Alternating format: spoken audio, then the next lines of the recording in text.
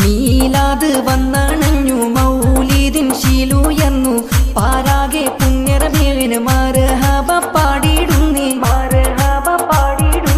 അസ്സലാമു അലൈക്കും. പ്രിയമുള്ളവരെ, ഞാൻ മുഹമ്മദ് അമീൻ മുടിക്കൽ ഷറഫുൽ ഇസ്ലാം മദ്രസ വിദ്യാർത്ഥി.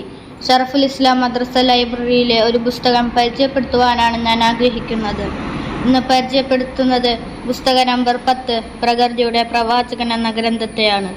മതിയായ ഭക്ഷണം നൽകാതെ മൃഗങ്ങളെ പട്ടിണിക്കിടുന്നത് തിരുദൂതർ സല്ലല്ലാഹു അലൈഹി വസല്ലം എതിർത്തു. അബ്ദുല്ലാഹിബിൻ ഉമർ റളിയല്ലാഹു അൻഹു ഉദ്ധരിക്കുന്നു, അള്ളാഹുവിൻ്റെ ദൂതർ സല്ലല്ലാഹു അലൈഹി വസല്ലം പറഞ്ഞു, ഒരു പൂച്ചയുടെ കാര്യത്തിൽ ഒരു സ്ത്രീ ശിക്ഷയ്ക്ക് വിധേയമായിട്ടുണ്ട്. ചാവും വരെ അവൾ അതിനെ തടഞ്ഞു വെച്ചു. തത്ഫലമായി അവൾ നരകത്തിനർഹയായി. തടഞ്ഞു വെച്ചപ്പോൾ അവൾ അതിന് പാനീയങ്ങൾ നൽകിയില്ല. ഭൂമിയിൽ നിന്ന് തേടിപ്പിടിച്ച് ലഭ്യമാവുന്ന ഭക്ഷണങ്ങൾ തിന്നുന്നതിനായി അവൾ അതിനെ അയച്ചുവിട്ടതുമില്ല. തൻ്റെ ഉടമസ്ഥതയിലുള്ള ജീവികളോട് മോശമായി പെരുമാറുന്നവർ സ്വർഗത്തിൽ പ്രവേശിക്കുകയില്ലെന്ന് തിരുദൂതർ സല്ലല്ലാഹു അലൈഹി വസല്ലം പറഞ്ഞതായി അബൂബക്കർ സിദ്ദീഖ് റളിയല്ലാഹു അൻഹു പങ്കുവെക്കുന്നുണ്ട്.